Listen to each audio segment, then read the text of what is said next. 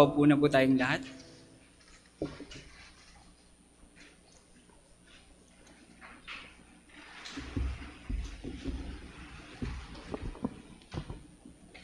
Samahin niyo po ako sa aklat po ng mga gawa.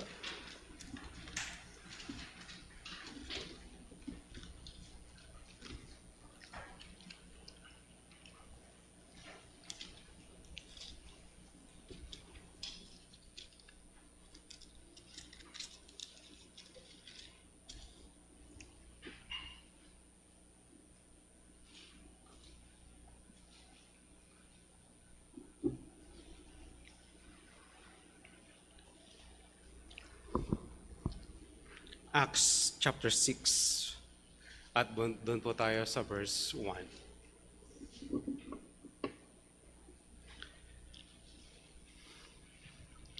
Now in these days, when the disciples were increasing in number, a complaint by the Hellenists rose against the Hebrews because their widows were being neglected in the daily distribution. And the 12 summoned the full number of the disciples and said, "It is not right that we should give up preaching the word of God and to serve tables. Therefore, brothers, pick out from among you 7 men of good repute, full of the Spirit and of wisdom, whom we will appoint to this duty. But we will devote ourselves to prayer and to the ministry of the word." And what they said pleased the whole gathering, and they chose Stephen, a man full of faith and of the Holy Spirit, and Philip, and Prochorus, and Nicanor, and Timon, and Parmenas, and Nicolaus, a proselyte of Antioch. This they set before the apostles, and they prayed and laid their hands on them. And the word of God continued to increase, and the number of disciples multiplied greatly in Jerusalem, and a great many of the priests became obedient to the faith. Manalangin po tayo. Aming Ama, kami po ay lumalapit at humihingi ng tulong sa inyo para sa aming pong pag-aaral. Hiling namin na bigyan kami ng gabay at talino. Hiling namin na bigyan kami ng sapat na pangunawa upang ang salita ninyo ay tunay na mangusap sa bawat isa sa amin. Sa pangalan po ng aming Panginoong Kristo, ito po ay aming dalangin. Amen. Ang mga simbahan ay iba-iba ang kanilang setup. Kaya madalang po kayong makakita ng ibang denomination o magkakaibang denomination na meron po silang pare-parehong setup. Isang halimbawa nito ay yung tinatawag nilang congregational rule. Ibig sabihin, ang kongregasyon ang nagdidesisyon sa maraming bagay ng simbahan. Kahit na mga simple details, kapag ang buong simbahan na nagdidesisyon, congregational rule ang tawag doon. Ang simbahan po natin ay may pagkaganon. When we decide na kahit na simpleng bagay, we bring it to the church, congregational rule po yun. Hindi ito pinangungunahan ng elders or neither ng deacon. It's medyo malaking problema pagka ganon ang simbahan.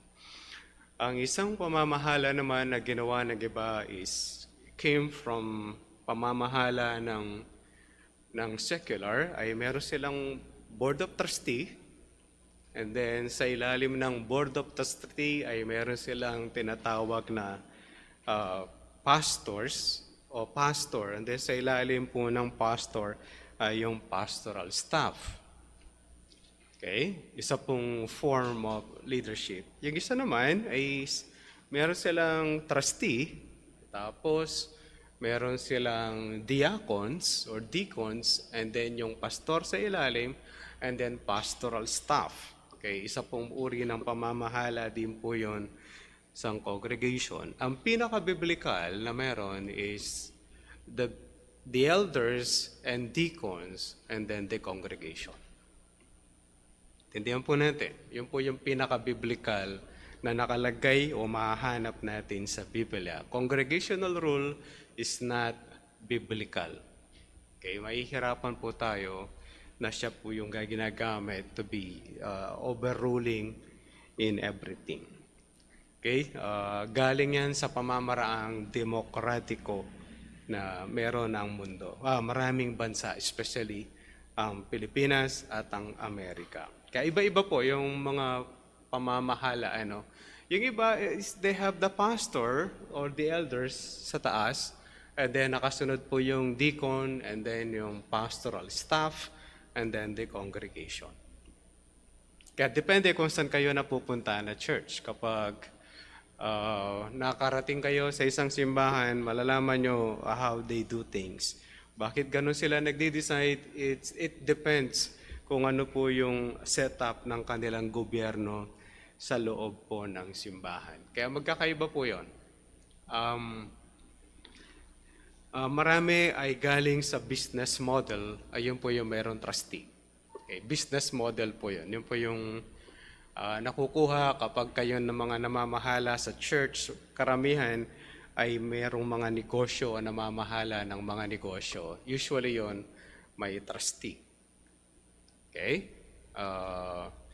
Kung familiar kayo sa Green Hills Christian Fellowship, that has a trustee. Okay? May trustee po yun. At yun po yung nagde-decide kung tatanggalin yung pastor o hindi. Okay? Ngayon pupunta tayo sa Bible, mga kapatid.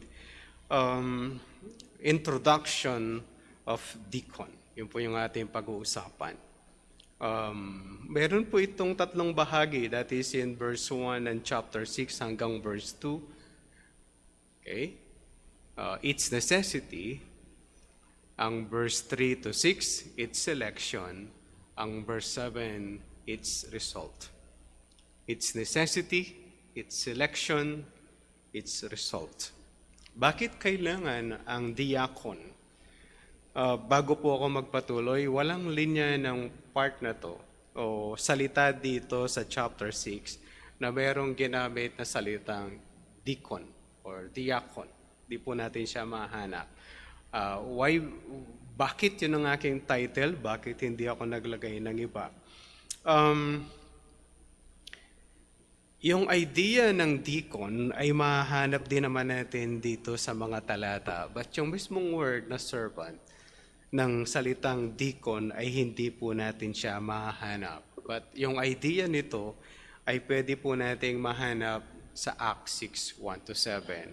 Ang concern lang natin, hindi ito naging frequent na ginagamit sa aklat po ng mga Acts dahil hindi yun ang kanyang concentration.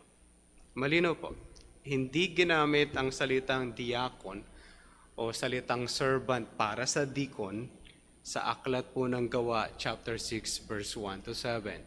Bakit ko ginamit yung introduction of deacon? Dahil yung mga idea nito, mga kapatid, ay patungkol sa gawain ng deacon or servant ng church. Kung bakit ko ginamit ang introduction of deacon. Bakit sila kailangan? Why and why? Bakit kailangan ng ganito? Hindi ko alam kung nakakakita kayo, nakaka-encounter kayo ng mga missionaries or pastors na nakatira sa church or missionary nagsisimula ng church. Karaniwan, pagka ikaw ay mayroong idea ng missionary, lalo na sa mga tribo, ikaw ay trained para gumawa ng maraming bagay. Ang isang misyonero na galing sa mga pumupunta sa mga tribo, they can build their own house. Okay, kaya nilang mag-alwage o magkarpintero, kaya nilang gumawa ng mga cabinet dahil pagdating nila doon, sila lang ang lahat ng gagawa.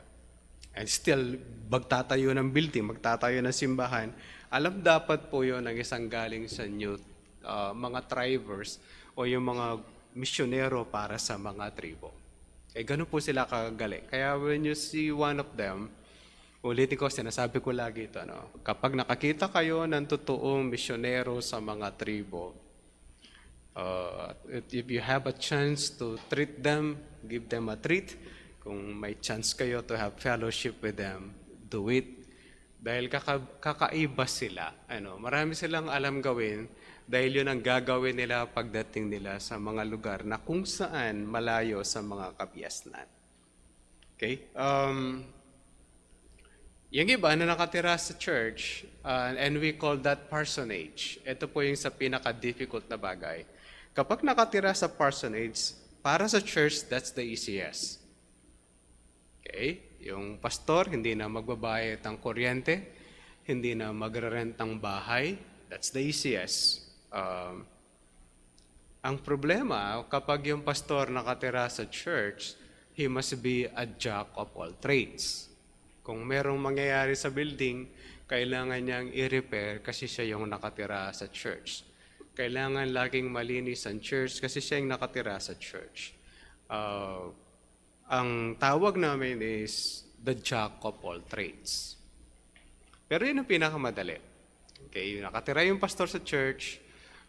When you need something, pumunta ka lang doon sa likod kung saan nakatira yung pastor, and then it will be provided. Yun po yung pinakamadaling ginagawa. At yun din ang pinakamaraming pumapatay ng relasyon ng pastor at ng kanilang pamilya. Maraming nagiging broken home ng mga church, mga pastors, dahil yung pastor nakatira sa parsonage.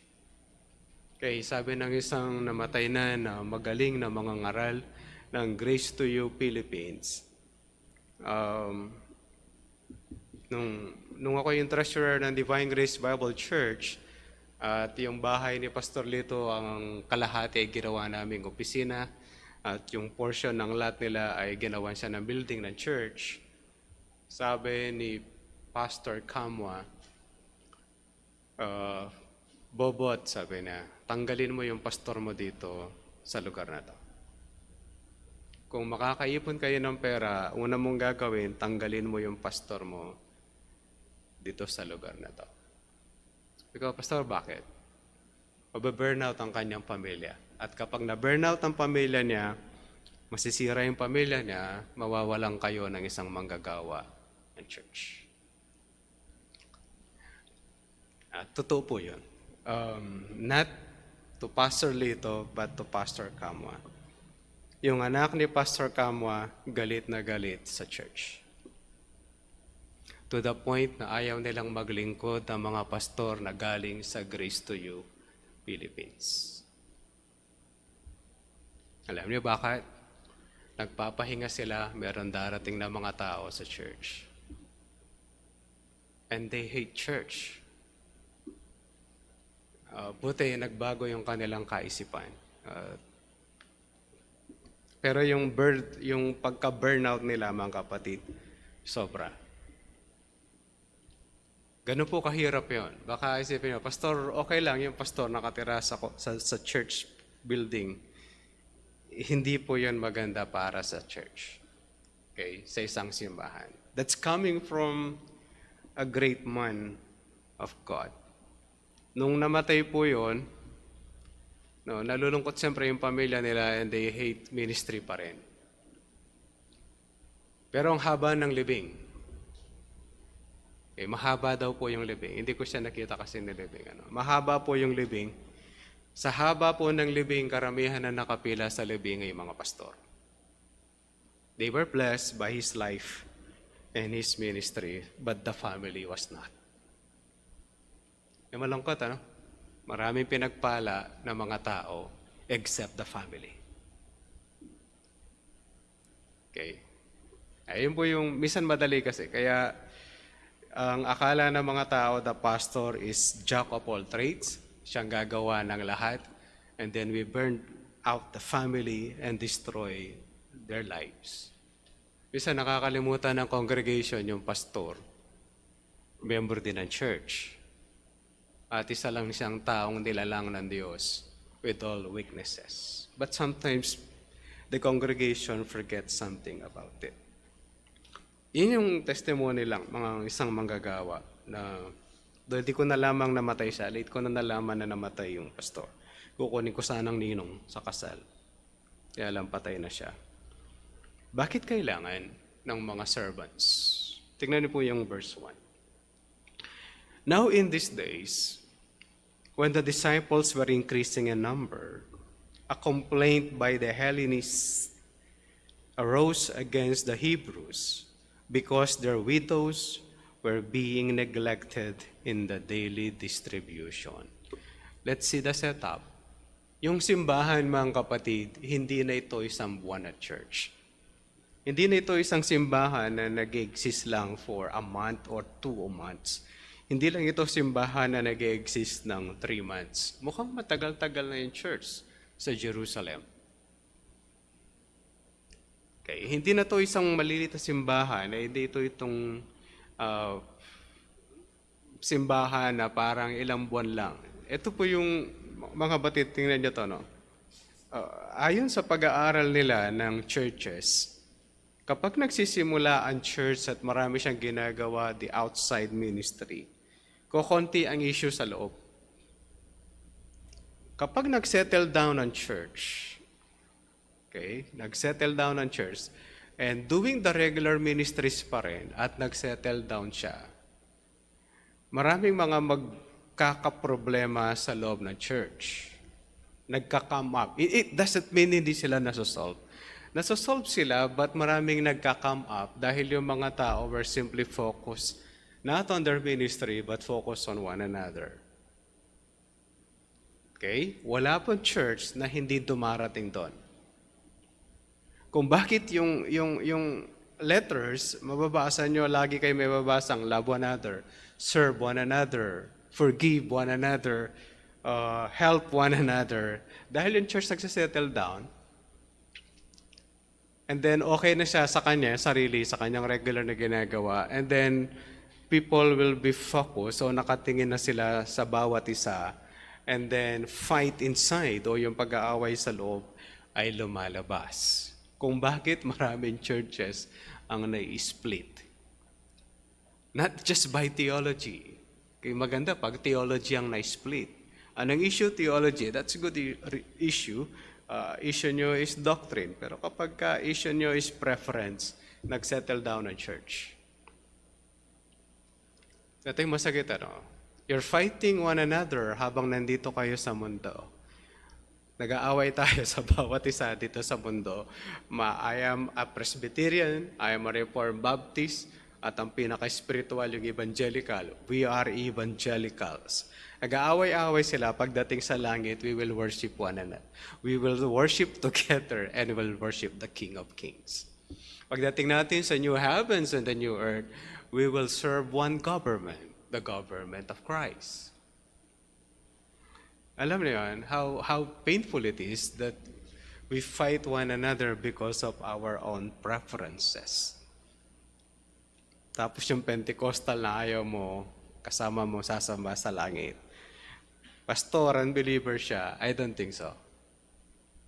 I don't think so. Marami pong Pentecostal ang meron totoong pananampalataya.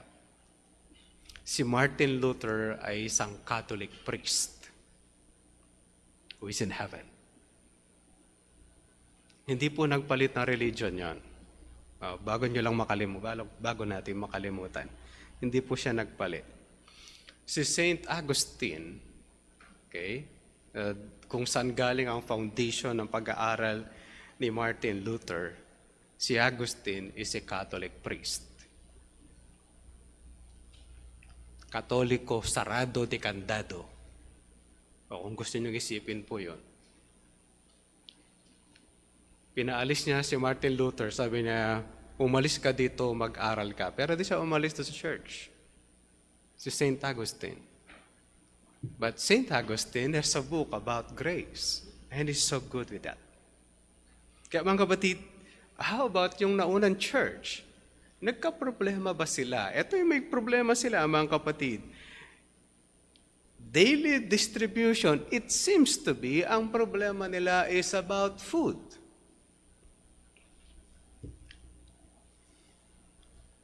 Oh, nagka-problema sa pagkain, siguro nagbabalot. Ay, hindi po, hindi nang issue.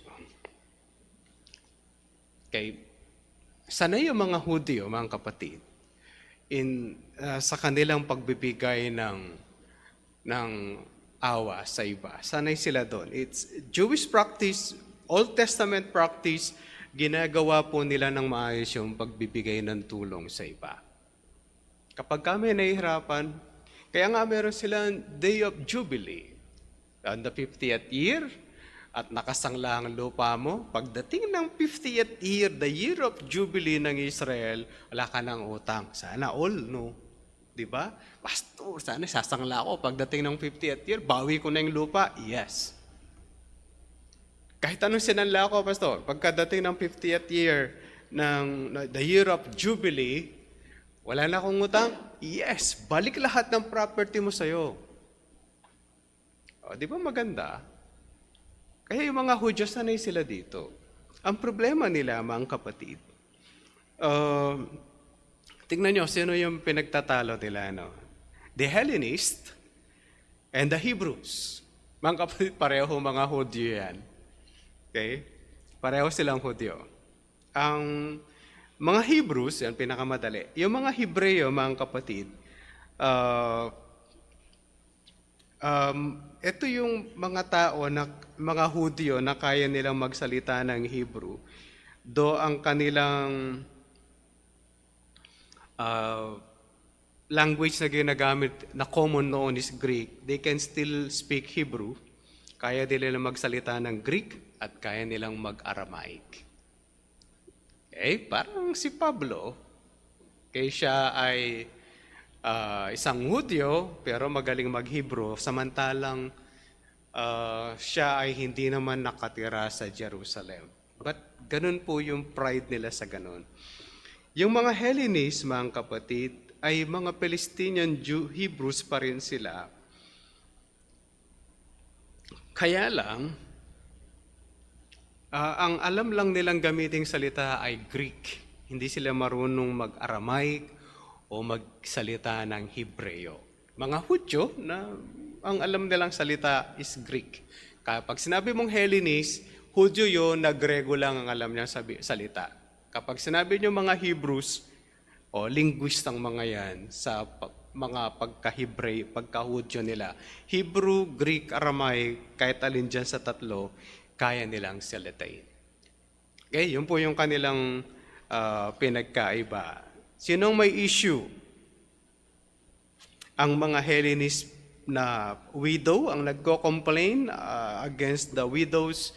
Mga kapatid, hindi yun ang kanilang complaint. Hindi nagko-complain yung mga sa ganung usapan. Tingnan po yung verse 2. And the 12 summoned the full number of the disciples and said, "It is not right that we should give up preaching the word of God to serve tables." Okay, mukhang may problema tayo sa table, sa distribution ng food. Distribution of food, malamang-lamang ang pinag-uusapan dito, mga widows. Ang nagko-complain are not the widows, but yung mga Hellenists. Pinagko-complain nila yung kanilang mga widows. Mukhang yung mga widows, nag-complain sa kalalakihan nila, and then binrought up po ito sa mga disciples. Dahil dito sa linyang ito, mga kapatid, ng verse 2, the idea of serving tables, kung bakit ko po ito tinawag na introduction of deacons, because service is the main task of diacons or deacons. Paglilingkod po sa simbahan. Kaya hindi to dapat pinoproblema ng mga disciples. Sabi nila, kung pati ito po problemahin namin, baka hindi mabigyan ng panahon ng pangangaral ng salita ng Diyos. It should be done by some people. Kailangan ba kahit sa time natin? Yes. Bakit? Paano kung pati pagkain, problema ng pastor?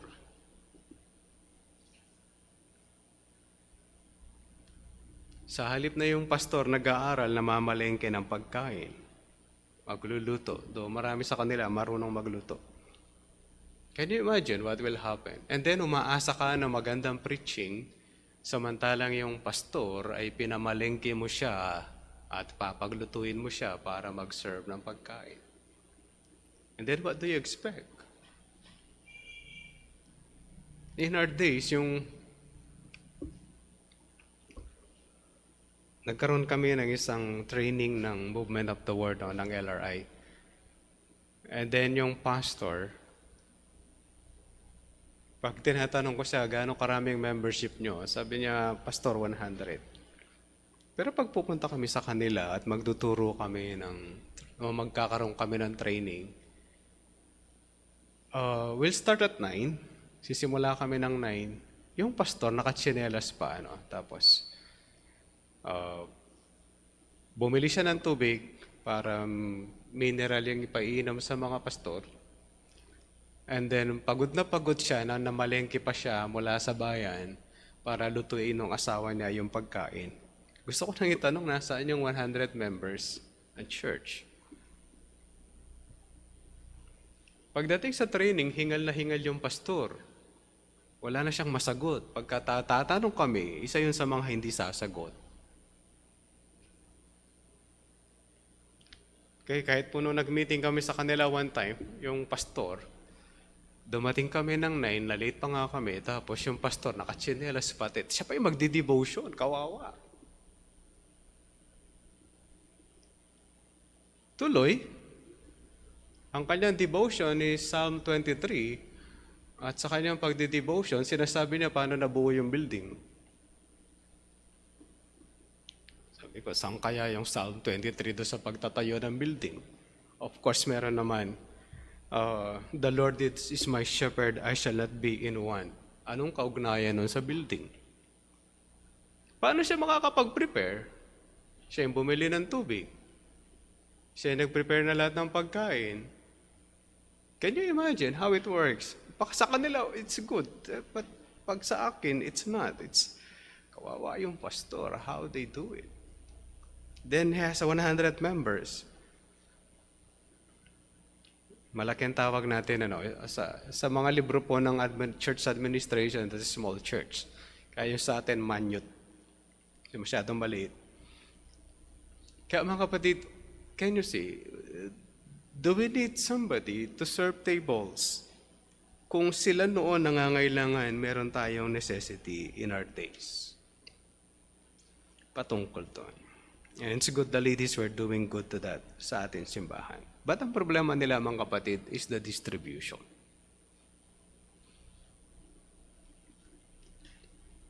Okay, magkakaroon na siya ng shift of handling the money. Mukhang kailangan na magkaroon ng movement or sa pag-handle ng pera, kailangan na siyang i-move with them. Okay, ito po yung pangangailangan. Okay, paano sila magsiselect ng deacons? How they should choose servants? Kaya sabi ng mga disciples in verse 3, therefore, brothers, pick up from among you 7 men of good repute.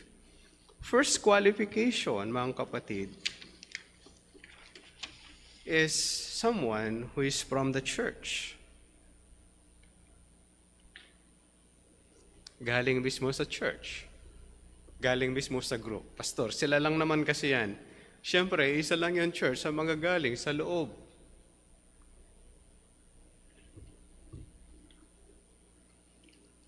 Merong isang malaking simbahan sa Pilipinas na nakakatawa ang ginawa.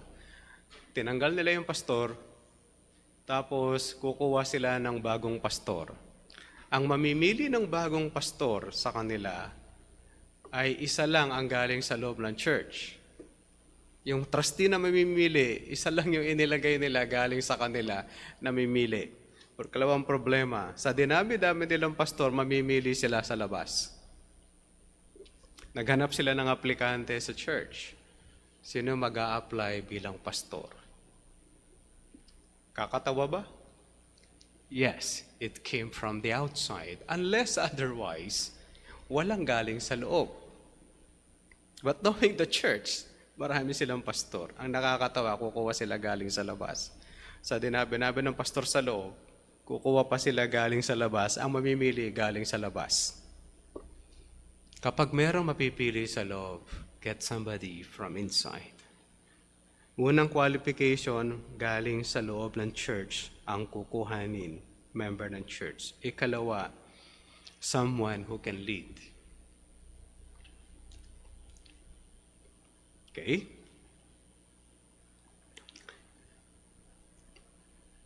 Susunod na qualification, meron siyang good reputation. Meron siyang good character sa loob ng church. Ang mga membro mismo ng church dapat agree na yung taong yun ay meron siyang good reputation. Isa pang qualification, full of the Spirit and wisdom.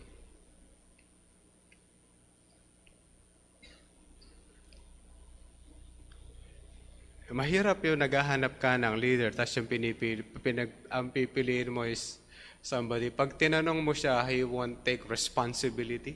He can't lead. He won't take responsibility. Bakit ganyan ginawa? Siya yun eh. Ba't ginawa yun? Siya, sabi niya eh. Ba't ganyan na ginawa yun? Sabi noon eh. Kapag ka gano'n na po yung tao, hindi siya pwedeng mag-lead. He's not a good minister na ilalagay as deacon. Ano pa ang meron?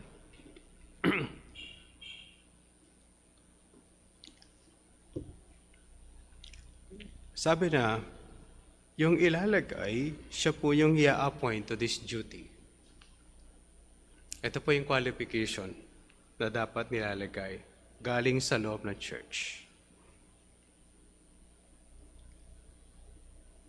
Kapag wala tayong makukuha sa loob ng church, saan tayo kukuha? Unless yung mga lalaki sa loob ng church ay walang kwentang nilalang. Walang kwenta sa harapan ng Diyos. Especially kung ayaw mag-serve. Pagka pinag-usapan, ako ayoko. Okay, saan tayo kukuha?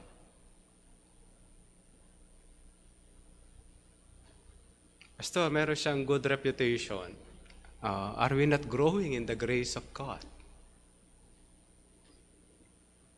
Kapag ka bad reputation ng isang mananampalataya, it's just a problem in the faith.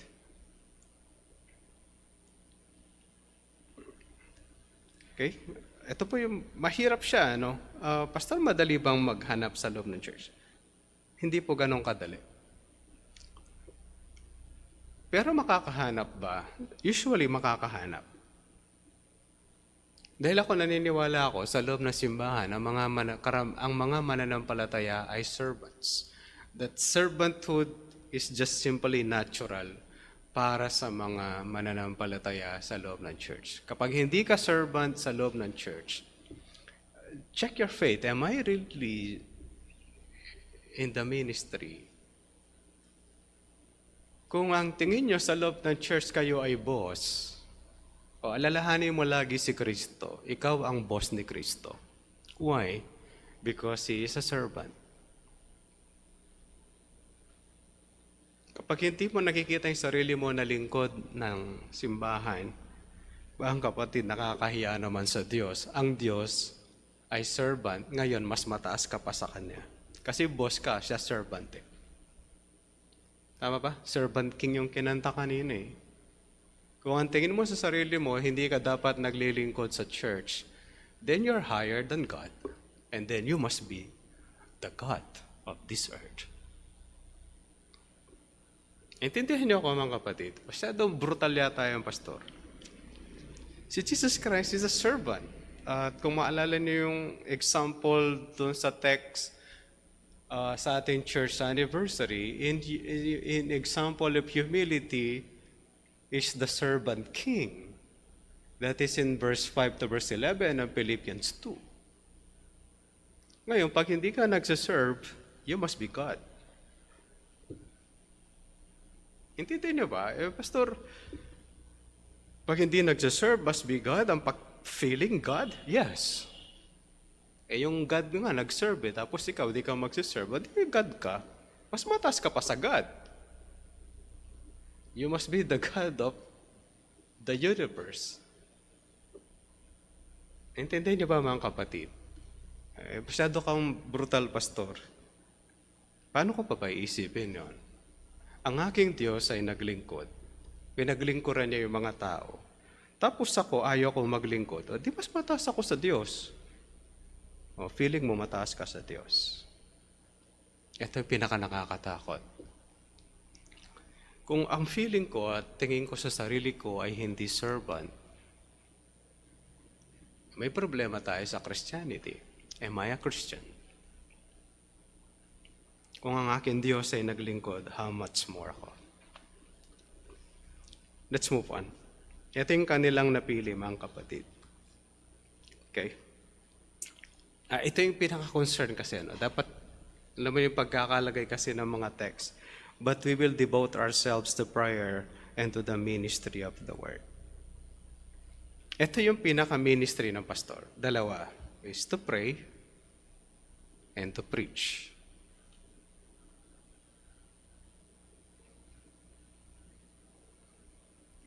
It doesn't mean the pastor will not do something with other things. Pero ito yung pinaka-ministry ng pastor.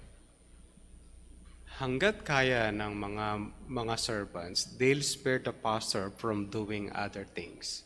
But focus on the two. Ito po yung dapat niyang focus, yung dalawa.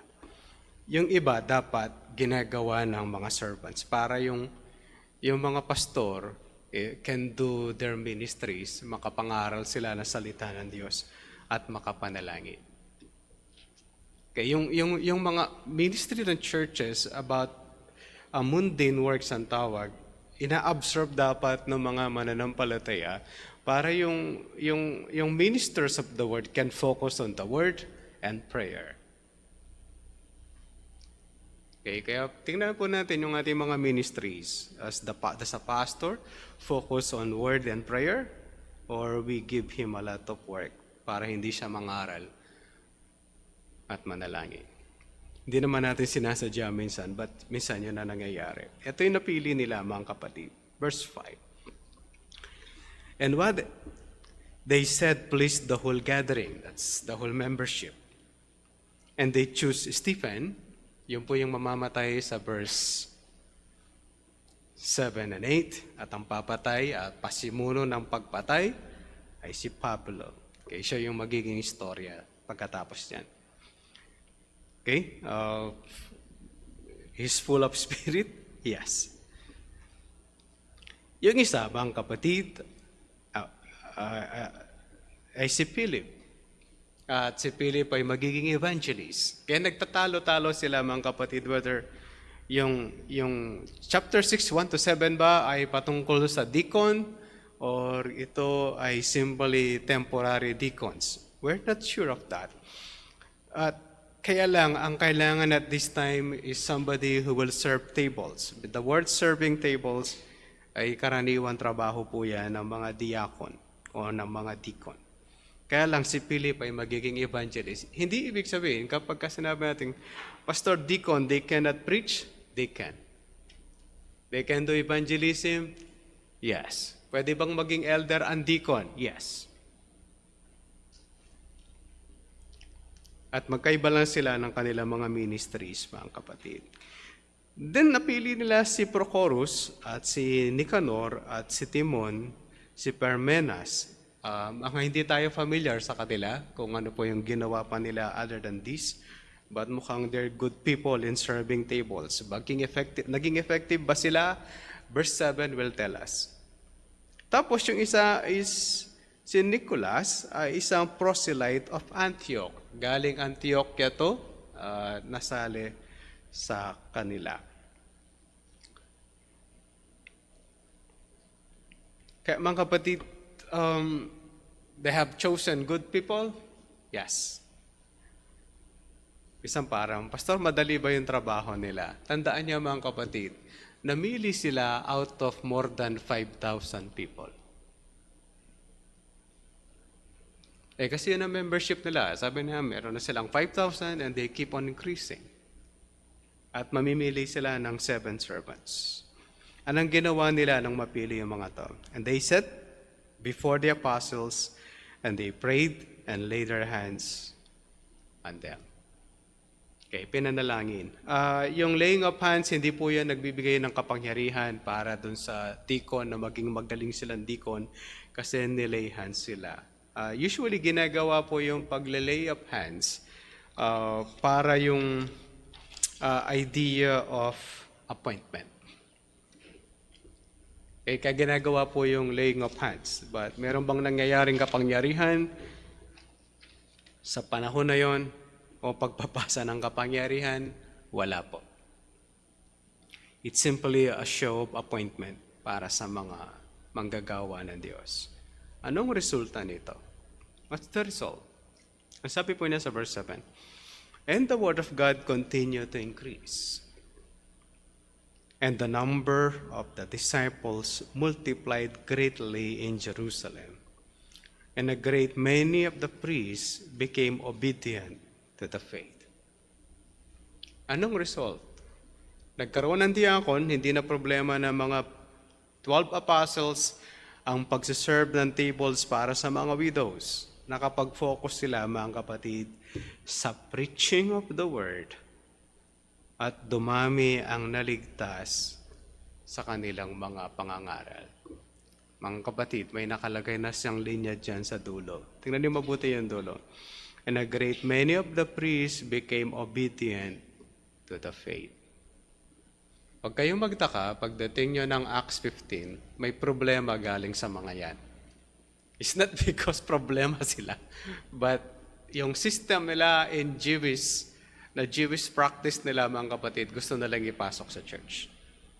Kaya medyo pagkakalagay, napansin niyo ba yung pagkakalagay ni Dr. Luke?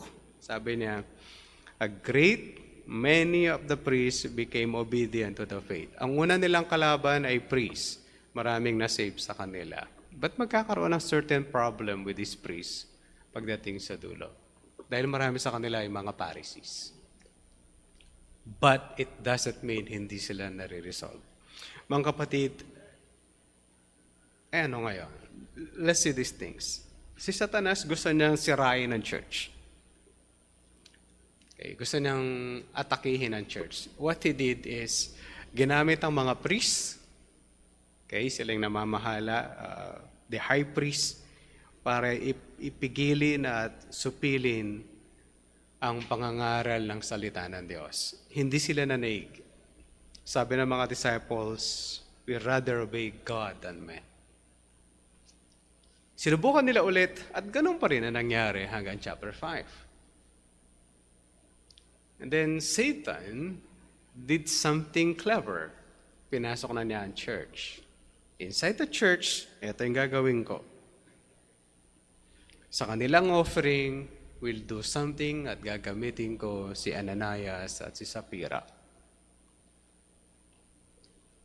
Bukang nagtagumpay siya, pero ang banal na espiritu hindi pa natatapos sa church. Pinatay yung dalawa. At ang tawag doon ay slaying in the spirit. Still, ang salita ng Diyos ay lumago kahit na mayroong ganong nangyari sa loob ng church. Hindi sila na-discourage. Okay, di pala pwede sa offering o sa pagkain naman. Let's see. Will it works? Malaking issue. Alam niyo, minsan basta maliit na issue ang pagkain, hindi yan pinagtatalunan ng mananampalataya. Huwag kayo. Sinubukan ito sa isang camp. Okay, sinubukan to sa isang camp. Sa isang table, naglagay sila ng kanin. Sa isang table, naglagay sila ng ulam. Nakaupo na yung mga tao. Nakaupo na sila. Sa isang lugar, naglagay sila ng sausawan, tsaka asin. Palagay niyo anong reaksyon ng mga tao. Christians, church camp. Church camp. Puro kanin ang sinerve sa isang table. Puro ulam ang sinerve sa isang table. Siguro tuwan-tuwa yung sa ulam. Sa kabila, ang linagay lang ay puro asin, tsaka patis, and ketchup. Palagay niyo ano nangyari? Pastor, siguro nag-share sila. Alam niyo, totoo yun, nag-share sila. Pero nag-complain muna. Ano pa naman to? Puro kanin. Mahirap namang kumain ng ulam kung wala kang kanin. Pag Pilipino ka, di ba? Sana inuuna natin yung gulay bago kanin. Pero Pilipino, hindi pwede. Dapat sabay. Bago nila naisip na i-share nila yung kanilang pagkain, naggulo muna sila. Sabi ng camp organizer, akala namin mag-share kayo kagad bago kayo magreklamo. Pero nagreklamo muna kayo bago kayo nag-share. Hindi naman namin sinabing bawal mag-share. Linagay lang namin sa table nyo mga kanin at ulam. Satan is clever, isn't it? Alam niyo, gagamitin niya yung mga circumstansya ng buhay just simply to destroy the church at masupi lang pangangaral ng salita ng Diyos. Kaya mga kapatid,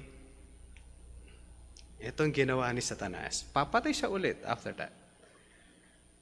Ginulo ang loob ng church simply for food.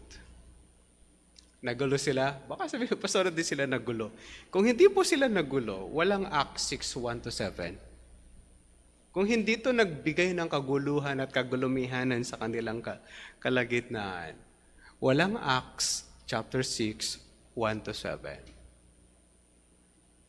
Paano kapag potluck, wala ba nagsasabing, ba't yun lang ang baon niya? Ba't wala siyang baon? Kami lang nagbabaon. Sila hindi nagbabaon. Hindi niyo pa ba nasabi yan?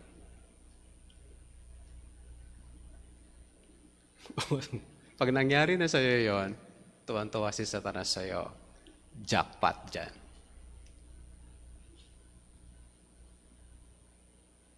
Tama ba? Di ba sa reunion, magbabaon, potluck. Tapos yung mayaman, saging lang ang baon. Tapos ikaw, mahirap-hirap, dami-dami mong baon. Di kayo nagsasalita sa likod? Yaman-yaman, tapos mauna pa magbalot. Mga kapatid sa church, it happens. Pwede yung mangyari yun. Kaya yaman-yaman, walang baon, etc., etc. Ako, ganito yung aking baon. Lagi tayo may sobra mga kapatid. Di ko sinasabing sa atin nangyayari yun. But it can. Marami kang baon, tapos konti yung baon nila. Siguro mas gusto nilang tikman yung pagkain mo, kaya sa tikman mo yung pagkain nila, baka hindi ka matuwa. But mga kapatid, ano yung idea is, instead of helping one another, complain come first. Alam niyo yun? Jackpot si Satanas doon. Ang point lang mga kapatid, if you can, you increase kung ano yung dala mo para makatulong ka sa iba. And do it with joy and don't complain. Alam mo kung ano yung nakakatawa sa Christmas party? Gift giving has a limit. Dapat minimum 150, 300, 500. Kala ko gift giving. Bakit may minimum? Because gift giving, yung sense niya nawala. Kasi we want to receive something that has worth the same ng ibibigay mo. Alam mo yung sense nun? Kaya pastor, ayaw mo ng Christmas party sa loob ng church. Isang bagay yon. Bakit may minimum? Bakit may minimum ba? Kung gift giving siya, bakit may minimum? Kung katuwaan siya, bakit may minimum? Intindihan niyo po? Baka sabi, pastor, potluck tayo. O huwag kayong maglalagay ng minimum. O at least, 3 kakain, ha?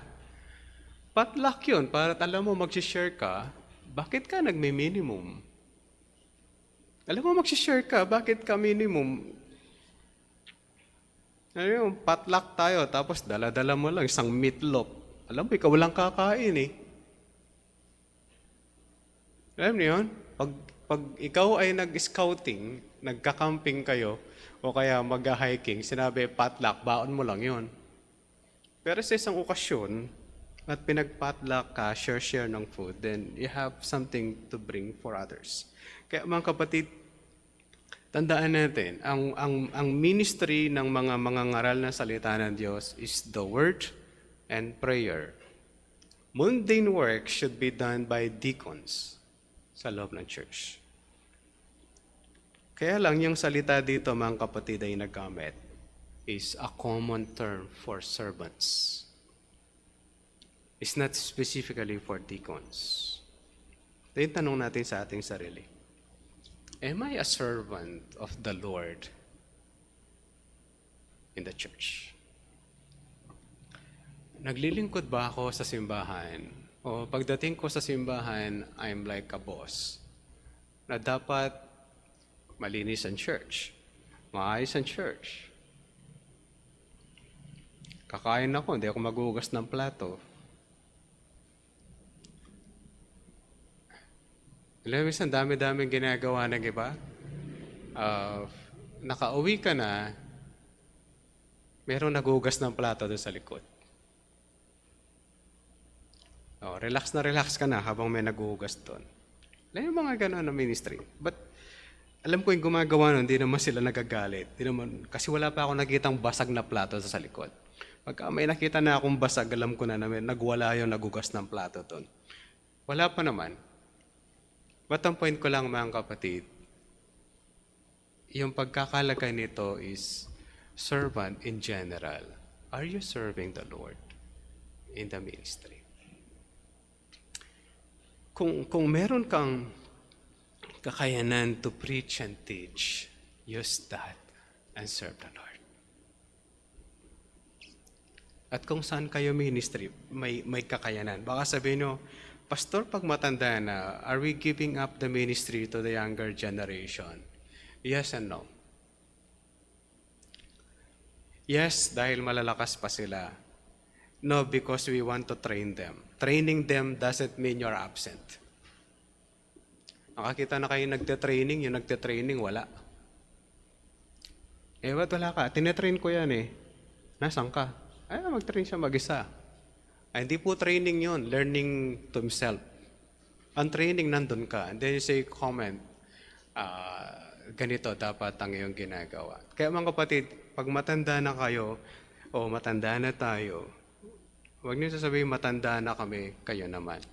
Let's teach them and disciple them how to do it better. Huwag nating silang padadaanin sa mali nating pinaggagawa noon. Alam niyo ang ibig ko sabihin? Sinasabi natin, Pastor, ako, graduate na ako dyan, marami na akong pinagdaanan. Huwag na natin silang padaanin doon sa liku-liku natin pinaggagawa. Tama ba? Yung bata ba ay pababayaan mo siyang matutong magwalis o tuturuan mo siyang magwalis? Which is better? Pagkatapos, aalis ka. Magwalis ka dyan, aalis na. Pagbalik mo, gusto mo malinis, kamukha ng linis mo. Hindi siya ganun. Tell them how to do it. Ganitong magwalis. Ganito yung ginagawa. Ganun din po sa ministry. Ganito ginagawa ang ministry na to. Let's help and train them. Hanggang kailan ako titigil sa ministry? Tandaan niyo po ito. Hanggang di mo na kaya. Hanggang tanggalin ka ng Diyos sa ministry na yun. Baka sabi, Pastor, obsolete na yung matatanda. Kailan pa naging obsolete ang paglilingkod?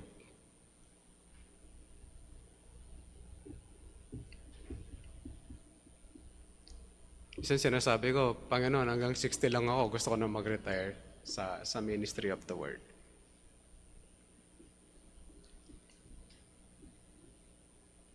Sana gano'n lang kadali, ano? Pag may trabaho ka, you're retired at 55, you're retired at 60. Sa Amerika, pagka 58 ka o 48, i-retire ka na nila sa ministry.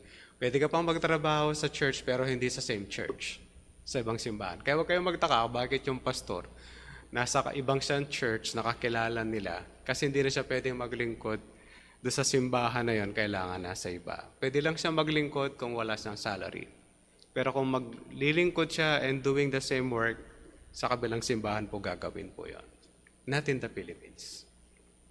Not with the common churches na meron sa buong mundo. Amerikano lang yon. Hindi tayo Amerikano. We're Christians. We're Christians. Hindi tayo Pilipino lang na matitigil ang trabaho. We're Christians who will serve the Lord hanggang kaya natin. Until God will retire us o sabihin na tama na sa paglilingkod. Let them. But before that happen, let's train others how to do it. Para pagdating ng panahon, somebody else will do things right. Manalangin po tayo. Panginoon, mahirap maglingkod. Hindi lahat merong kakayanan to do things. At iba-iba kami ng kayang gawin. Pero ikaw nakakalam ng lahat how to do things. At tinulungan nyo kami na gawin ng ibang mga bagay ayon sa naisin nyo para sa aming iglesia o sa pamamaraan na nais nyo. Tulungan nyo po kami na lalo kami maglingkod at mabigyan po namin kayo ng kapurihan. Tulungan nyo kami that we could serve and give ourselves in service. San man kami maparoon?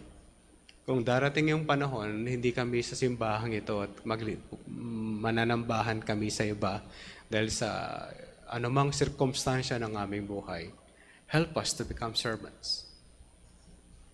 Pero lalo na kung nandito pa kami, help us how to serve. Paano po namin kayo mapaglingkuran? Paano namin mapaglingkuran kayo, mapaglingkuran ng inyong iglesia kung sa inyo po